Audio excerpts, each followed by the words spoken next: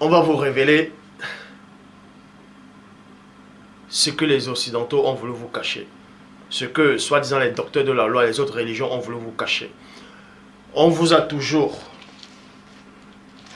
présenté ça comme si c'était la vérité. On vous dit que les motos-ci, là, c'était les premiers. Adam, qui veut dire moto, c'est-à-dire homme, et Ève, qui veut dire mouton, la femme, c'est-à-dire la vie. On vous a fait croire que les premiers hommes sur la terre ressemblaient à ça, c'était des blancs. On vous a présenté ça, que c'est eux les blancs. Or, les mêmes scientifiques à eux vous disent que le premier homme c'est un noir. Mais pour eux ça ne les arrange pas. Ils disent que le premier homme c'est un blanc. Maintenant, on veut vous faire croire maintenant que non, il paraît qu'il a peut-être existé un autre homme plus ancien que ces hommes. Bref. Et ensuite, on vous présente toujours ça. On vous présente ça. Adam et Ève. Regardez. Même dans cette présentation-ci,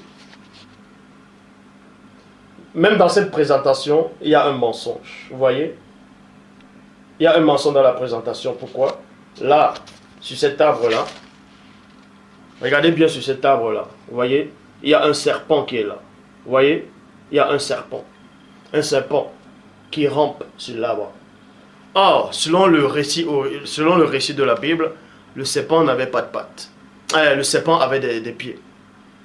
Le serpent n'était pas encore comme ça. C'est après la malédiction que le serpent est devenu comme ça. Donc eux-mêmes, ils ne savent même pas reproduire. Pour vous montrer que même là, c'est aussi un mensonge. Ils vous mettent la pomme, Adam et Ève ont mangé la pomme. Depuis quand ils ont mangé la pomme? Qui vous dit que c'était la pomme?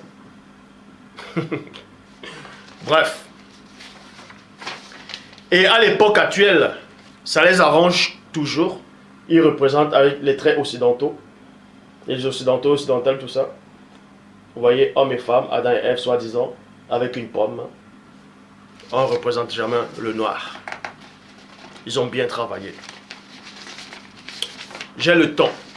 Maintenant, on vous présente cet homme-là. On vous dit que c'est le sauveur de l'humanité. Que c'est votre sauveur.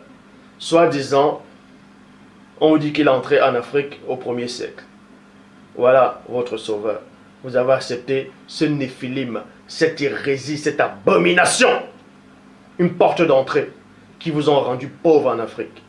Ils ont apporté la Bible en Afrique, ils ont apporté le christianisme en Afrique. Par force, ils vous ont forcé, ils vous ont torturé, ils vous ont asservi.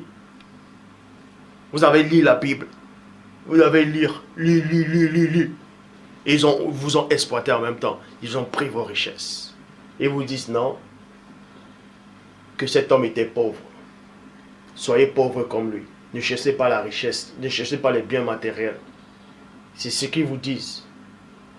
Qui vous dit que cet homme était pauvre? Qui vous a dit ça? Même s'il est écrit qu'il a renoncé au bien. Vous croyez qu'il vivait misérablement? Selon la Bible, quand il était un petit enfant, les mages ont apporté de l'or à Marie. Et l'or à l'époque c'était trop, c'était cher. Ils ont apporté de l'or. Ça veut dire que le petit enfant était déjà riche, étant petit. Puisque les mages ont apporté des présents, des cadeaux et de l'or. Et on vous dit quoi? Judas était le trésorier. Mais un trésorier c'est quoi? Ça veut dire qu'il y avait quelque chose qui entrait. Il y avait l'argent qui entrait. Donc arrêtez de délirer. On vient vous montrer que non, il était pauvre. Donc l'homme aussi doit être pauvre. Il doit juste chercher le royaume des cieux et se taire pendant qu'on vous exploite. Mensonge.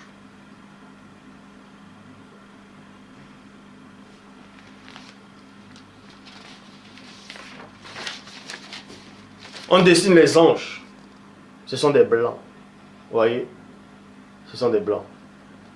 Et voilà les petits enfants blancs qui prient. Les anges sont blancs. On ne les dessine pas dans les noirs. Pour eux, il n'y a pas des anges noirs. Quand on vient faire la vidéo, il y a des anges noirs. Oh, pourquoi tu dis ça? Ça n'a aucune importance. Mais ceux qui disent ça n'a aucune importance sont les premiers à représenter les anges noirs et blancs. Et à télécharger ça, à mettre ça sur les profils. Facebook, ainsi de suite. Voilà. Voilà. Ils dessinent soi-disant.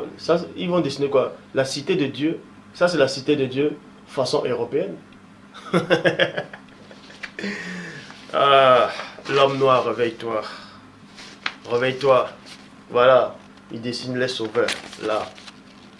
Ils ont dessiné les sauveurs. Voilà. Regardez. Vous allez en Afrique, les pauvres noirs.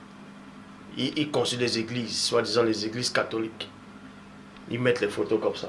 La croix. Ils en les font le signe de croix. Sans savoir même c'est quoi. On vous introduit des abominations en Afrique, vous acceptez ça. Regardez. Regardez. Voilà. Ils vous dessinent. Ils dessinent, voilà.